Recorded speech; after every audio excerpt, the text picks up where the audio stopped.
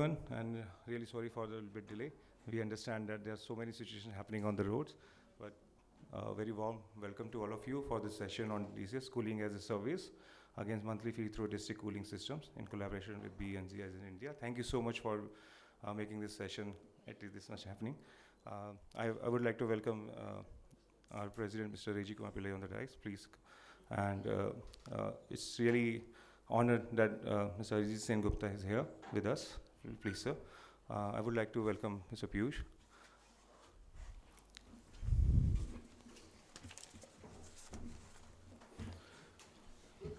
Hello, sir. Good, sir.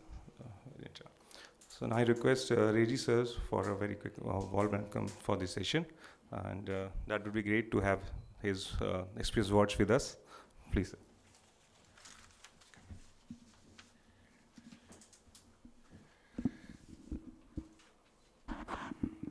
Good morning. Many people, we hope, during the day will join. Today traffic is really bad, and some of the speakers in other sessions also called me to say we are stuck in one point for 20 minutes, including Mr. Ashish Goyal. He was coming only from Motibag to here. It took 45 minutes for him. We just got the AMI session started, which he is chairing. So I don't know why there is a bigger traffic problem today, but there are some advisories issued yesterday also. This is a topic very close to my heart, and when I came to Delhi 42 years ago, the maximum temperature in Delhi never went beyond 42 degrees centigrade, which was impossible because I came from Kerala. Those days maximum was 35, 32, 33, 35, and the 10-degree difference was too big a difference. And even in the night, what we experienced is that even in the night, the temperature remains very close to 40. So you can't sleep. It was very difficult. And many days, those days we couldn't afford AC. ACs were much more expensive than what it is today. Plus, it was not very common. But cooler was there. Desert cooler used to work very well. But in the night, most of the time, there is peak summer. Many days, there was no electricity. There is no electricity. We go to the terrace and try to sleep. So we exactly understand, which today's generation don't understand. The sleep deprived day, next day when you are coming to office, the whole day from 10 o'clock to 6 o'clock, there was no electricity. And you go up in the terrace and try to sleep, mosquitoes bite you. And you practically hardly any sleep, and you try to come to office at 9 o'clock or 10 o'clock. It's very, very difficult. But today, most of us middle class people, we all have AC or cooler or whatever, we are comfortable. And after last 15 years, there is hardly any power cut in Delhi, including summer. People are able to sleep comfortably. But how about the low income communities? They still don't have AC or cooler or anything. It's extremely difficult for them to sleep. The people who are driving us, the people who are working in factories, the people who do menial jobs on the street, they are all sleep deprived people during summer. So when after the Kigali summit, the cooling action plan which was published initially, DCS was mentioned, but it was not the central theme of the cooling action plan. So, and as you know, even today in India, less than 10% of the households have air conditioning. Just imagine economic progress, people all buy a room air conditioner, at least one unit in a house. And just imagine what would be the load on the grid. It's going to be, today we have a peak load, we talk about somewhere around 230. If 90% of the households have, today it's only 10%. So if it becomes 75 or 80 or 90% of the households have air conditioning unit, at least one at home. This 230 gigawatt will become 700, 800 gigawatt. Can we do that anytime soon? So versus that, DCS, or I often take the example of Aerocity. Aerocity has a load of more than 200 megawatt today, of which 120, 130 megawatt goes to only cooling. If there has a DCS with 30, 40 megawatt would have been able to cool the entire Aerocity. Look at the sizing of the distribution system in a colony like or a campus like Aerocity. It would have been much less. So the complete electrical infrastructure would have been 1/3 of the size of what it is designed today. And often people say that what is going to be there in 2035 or 2040, the buildings, half of them are not built yet. At least in future, what are there if we make it mandatory? The main thing which we want to try today's discussion is about having a regulation or a regulator, having a regulation or a regulator for this. So we had requested Anand Kumar. He is coming in that session or here? Oh, that one. Okay, just call him and find out. So what we tried to do is that we invited for this session some other RERA, that is Real Estate Regulatory Authority. But they say that they have no mandate to make any changes. The final design is done by, I have spoken to 3-4 chairmen. One chairman is coming for the other session. He was earlier secretary in MNRE. Anand Kumar, who is the Delhi RERA chairman. He will be coming. Couple of other people I talked to, they said that it is beyond our mandate. Our mandate is just to approve and promote and see that compliances are there. The chief architect or the design, the agency which approve the design, that's a different authority, and they are the one who are to tell them, you come with DCS or you show me the energy consumption per square meter per year.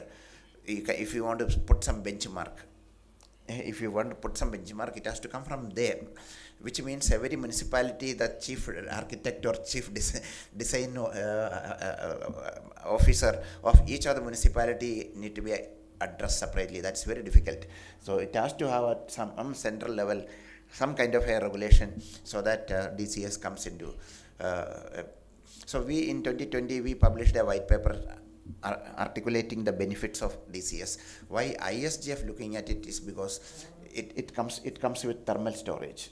So for the chilled water at 4 degrees centigrade or 3 degrees centigrade you generate when there is surplus electricity on the grid, and store it in the chilled water tanks. And evening peak when it comes, I'm here. You're looking for me? No. So when the evening peak comes, 3-4 hours easily we can run air conditioning system from the chilled water which is stored in the thermal storage tank. That gives a big relief, megawatt scale relief to the electric grid during the peak hour. So last year, one of the pilot projects we have done in Uttar Pradesh was on a real-time tariff for electricity. So we had 50 voluntary customers who joined us. This project we run from September 2022 to August 2023. Almost 1 year we ran that project in Lucknow city.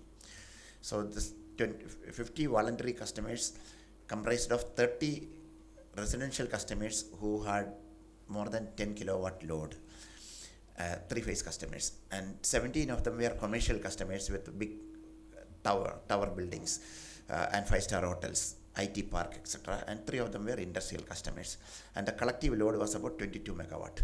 So every day night, by 10 o'clock tonight, I get from IEX or one of the exchanges, what is the price for electricity for tomorrow? From midnight, 12 o'clock onwards, what's the price? Every 15-minute block. So 96 blocks, different prices. And that actually reflection of the demand supply position in the market, in the electricity grid. So we used to, with the approval of the regulator and the load dispatch center and UPPCL and all that, we designed a scheme. When there is surplus, we give rebate on the existing tariff. Whatever is the existing tariff, over and above, we give a rebate when there is surplus in the grid. 1 rupee, 2 rupee, 3 rupee, 4 rupee. We seal the rebate at 4 rupee. Same way, when there is peak hours, we put a surcharge over and above the existing tariff. Again, 1 rupee, 2 rupee, 3 rupee, 4 rupee, maximum 4 rupee surcharge. So this calculation we do by every day. We had a team which was working on it, developed an algorithm. It will pick the IEX by 10:30. It's on IEX website. It comes to our algorithm. We design it and we publish that before 12 o'clock in the night to all these 50 participating customers and SLDC and all that. So some of the people were very passionate about it. We did a lot of outreach with these 50 people, and they strictly followed our pricing signal, which means when there is a when there is a rebate, they consume electricity more. Particularly for the commercial people, it was easy to do that. And peak time, they reduce it. So, for example, an IT park and a 5-star hotel, what they used to do, interestingly, Northern Grid, there is surplus during the afternoon because of very high solar generation. So, in UP, the summer months, even in winter, 2 o'clock to 5 o'clock, there is a rebate. We used to give up to 4 rupee rebate. 2 rupee, 3 rupee, 4 rupee rebate. So that time they will run their chiller unit and bring the air conditioning temperature down to 22, 23 degrees centigrade. Typically it runs at 25, 26 degree. They make 3 to 4 degree. They chill the room. Some people come, particularly women who don't wear jackets, they will feel cold, but they keep it at that. And then 5 o'clock, 6 o'clock, when the surcharge kick in, they shut off the compressor. So it's only air handling unit working. Slowly this temperature goes by 9:30, 10 o'clock in the night to 26, 27 degrees centigrade. Then they again start it. So that was a major advantage for them. For this IT park, average in a month 35 to 36 lakhs rupees were the saving. But this is on a regulatory sandbox approach where actual money is not there. It's so end of the month the meter reading comes to us. There is full smart metering is not there, but they download this on a handheld device end of the month. Some of them are on AMR. So this 96 block, what is the consumption of each of these customers? End of the month we get it.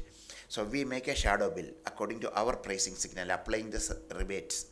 And UPPCL gives a real bill which they have to pay. So we give the shadow bill. The difference between them was to the extent of 30 to 35, 36 lakhs rupees. So they were all very keen to get the scheme implemented actually.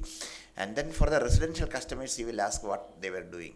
So initial month we found only 5-6 of them are following, some amount of following they were doing. So we bought smart plugs, 900 to 1200 rupees you get smart plug. We bought and given to them. So some 7, 8, 10 people who were following the pricing signal. Some of them, majority of them were using for the washing machine. You load the washing machine in the morning through the smart plug. Smart plug app is on your phone, and the 3 rupee, 4 rupee rebate which is there in the afternoon, they run it remotely. So this existing technology, been doing it even for the residential people there, and some of the people in the bungalow, they have water pump. Typically they start the water pump after going back from office in the evening. So which they started because you pay a flat rate, residential everybody, you don't care whether you run it whenever you want it. So these people were using it, sitting in office, they were running the water pump, which again consumed a lot of electricity. 3,000 to 4,000 rupees, many of these people were saving in a month with a TOU rate. The point is that we have surplus power in the afternoon, and it's going to be much higher in the coming years because of now Prime Minister's new program of 1 crore rooftop solar is going to be a big change in the Indian electricity grid. Just imagine 1 crore houses generating electricity and pumping back to the grid. And in a grid today, okay, you take out that 800,000 rooftop today, which is there. If you discount that, there are points of power generation is few hundred or few thousand. There are few thousand points of power injection to the grid from where about 300 million people are drawing power. And now this is going to be in millions of points of power injection to the grid and hundreds of millions of points of power injection. It's an entirely different grid. It's going to be difficult to manage, not the one which we operated and managed all these years. So DCS is one, and also almost at the same time, 2019-20 time, we had visited the DCS in Gift City, and quite impressed. Okay, they have over-engineered that, but still, it's a quite understood the working of DCS properly, and then we wrote this white paper, and urged B to take that, bring it into the central piece of our India Cooling Action Plan, which they have very rightly done. They appointed with the help from GIC, appointed a secretariat who prepared guidelines. So that was a very first of its kind work in the world actually, a guidelines for DCS in the world. I mean, issued by BE, which officially we issued at Clean Energy Ministerial last year. So in the short period of last 3-4 years, there are more than 50 projects and in various stages of implementation today. But that voluntary will not make a big difference unless we make it mandatory. That's what exactly we are saying. All new developments which are coming, the new IT parks, industrial park, high-end residential colonies, all kind of new buildings which are going to come in, all should have DCS. Actually, we were late by few months in writing to PMO for the new parliament and all this work, the Central Vista Development Plan. Actually, we had written to PMO and in fact, Mr. P.K. Misra, he is personally involved in this project, DCS, in Gift City. In fact, when Gift City was made in 2013, 2012-13, nobody wanted to go there. Either people are sitting comfortably in Gandhinagar or sitting comfortably in Ahmedabad. It is in between nowhere. So nobody wanted to go there. And also there was some financial problem of 2008. Things got delayed. The first building which was completed, no government office was willing to move. So that time, Mr. P.K. Misra was chairman of Gujarat Electricity Regulatory Commission. So Modi Sahab told him, GERC office shift karo. So on one of the building on a 8th or 9th floor build, he moved the GERC office. DCS was not ready. It took almost 1.5 years afterwards. 2014 or 15 only DCS got commissioned. So they had a what you call a temporary ACJ like we have in that exhibition place. That kind of a thing was placed at the ground floor and pipes were taken. So a year and a half he ran like that, and thereafter DCS commissioned. So he's quite convinced about the DCS and its benefits. But he immediately, after our letter went to PMO, he immediately called a meeting. I believe even Tabreed ke saath bhi unhone do meeting kara diya. So, but the architect raised his hand and said that the plan is final. If you change it now, Parliament will be delayed by another 1.5 years, which nobody wanted. So unfortunately, they have done all that. And there was another request from our side. You go for, instead of DG set, every building has a DG set. Instead of diesel generating set, go for battery energy storage system. And all these people, what they do, the contract comes, the first item which they can bill is DG set is available immediately. There is no engineering required. So 10 megawatt ka DG set karidna, you get it, you deliver it, you get 90% of your payment. 112 megawatt of DG set was already supplied even before the building was halfway through. It was already there. We couldn't do that. Same story happened with Pragati Maidan also. So we said there will be no power cut. We will do it without power cut. BSES Rajdhani will give you 2 separate feeders which will 24/7 guarantee, and we'll have battery storage in case of a power cut. The DG set is already here, sir. There it was 16 megawatt of DG set. So these two things, although they were convinced it didn't happen, but now after the election and all that, the new government at central level we should have some regulation, and we should, if we have difficulty in appointing a new regulator, and this regulator could be like PNGRB, there is only one regulator. In electricity, we have a regulator in every regulatory commission in every state. PNGRB, they regulate the entire country, just one regulator. The same way, DCS, a cooling regulator can be a national regulator, or it could be, till such time it has not been done, we could assign the electricity regulatory commissions to do that. So in today's deliberation, we would like to delve more into the regulatory angle. How can we bring in regulations to make this mandatory, so that another point which we, as I said, poor people, sleep deprived people, with cooling as a service against a monthly fee, many of them may be able to afford it, even lower middle class people.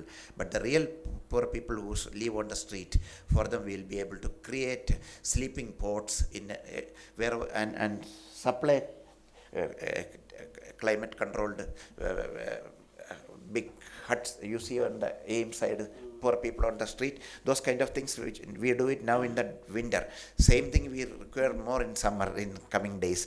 And the Delhi temperature, I begin with saying that it was 42 degree, now it's close to 50 degree. For last year it didn't go beyond 46, 47, but 22 it was 49.3 one day. Just look at 4 decades temperature went 6-8 degree, and by 2030 or 40 will be well above 50 degrees centigrade. It will be impossible for people to even, the people who travel on two-wheeler, people who go on three-wheeler, they all will find it extremely difficult to burn. I have seen 55 degree how it is. Some of the Middle East places, it goes 55 degree, all those oil rigs and all are there. It's extremely difficult, but okay, they have some facilities, they have money, they've been able to maintain that. So without taking much of time, I'll hand over to Arijit Sengupta for the I should compliment and congratulate B in taking leadership here and driving this initiative, but we need to bring in regulation. That is our submission. So over to you, Arijit.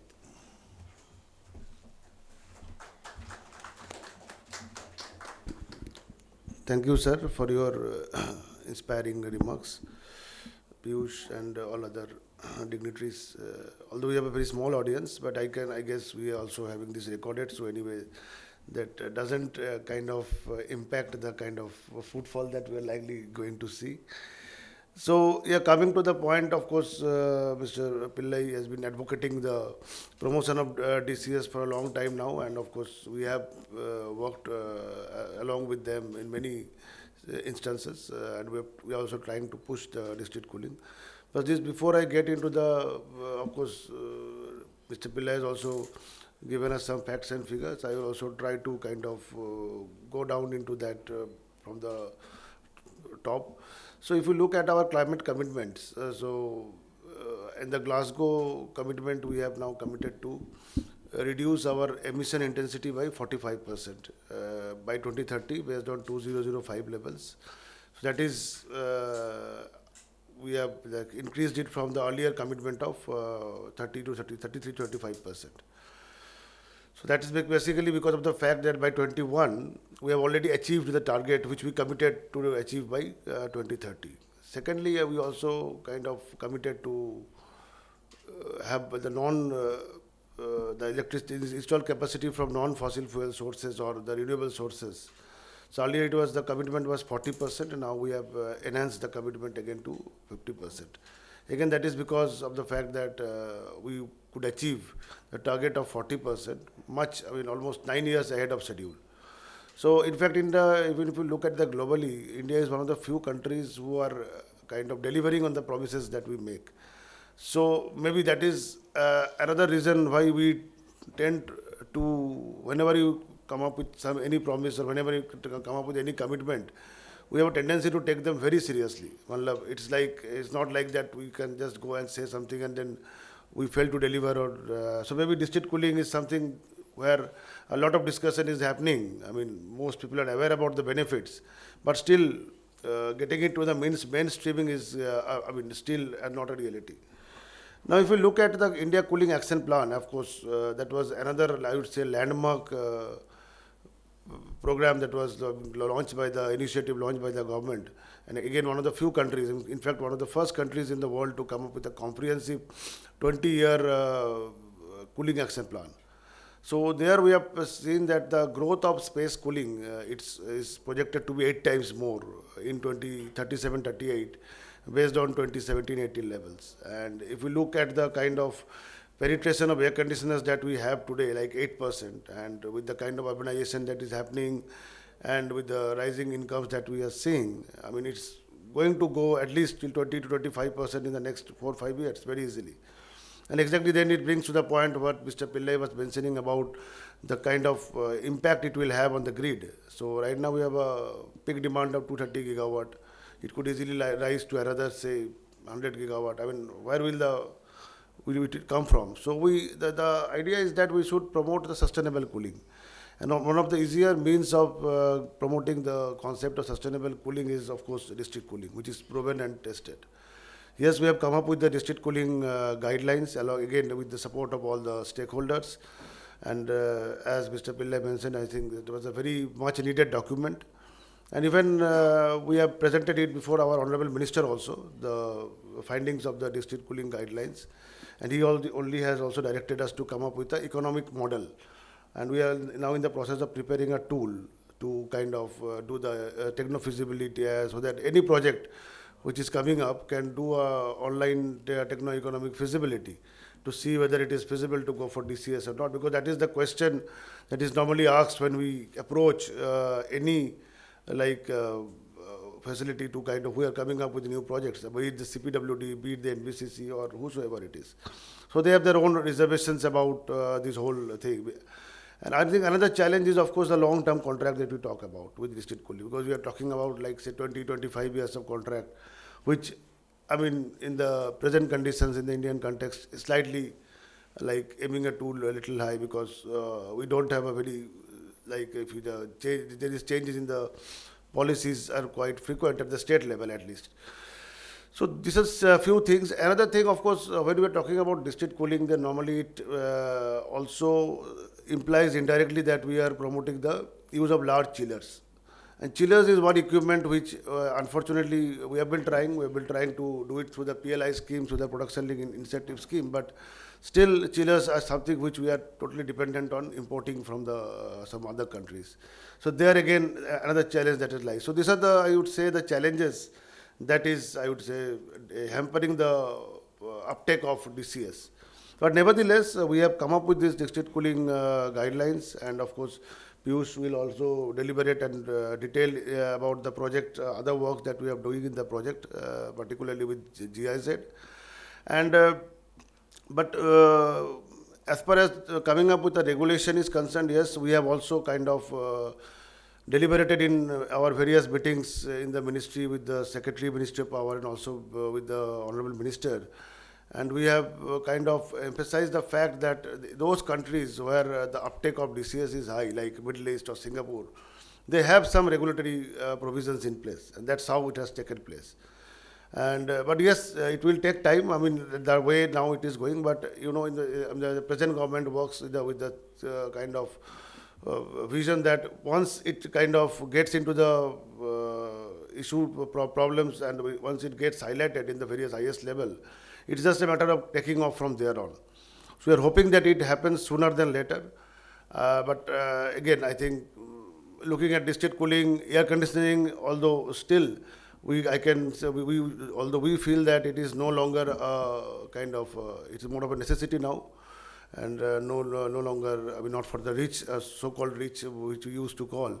So, I mean, cooling as a service, like the ones we have, like gas as a service, and if we can able to come up with a regulation, I think that the guide is I would say, the first step towards that.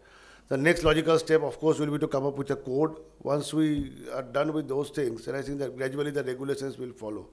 And I really appreciate the suggestion of Mr. Pillai that maybe the electricity regulatory commissions are actually very well placed to take this job, because ultimately it benefits them. Because the load that is going to come up on the grid, the impact that is going to have on the grid, ultimately it's going to hamper it is going to be the regulatory commissions when they come up with the tariff. So I will stop here, and I will of course hope that we have a very good discussion today, and of course we have a nice list of speakers. And also I have to thank India Smart Grid Forum for keeping this topic alive on DCS, and of course taking this as one of the topic in the India Smart Utility Week 2024. That itself speaks volume. And we also have, AIEEE also, who is the secretariat for this project with the GIZ. So, so thank you all, and I would also like to stop here and hope that we have a good session. Thank you. I have to get another session started. I'll come back.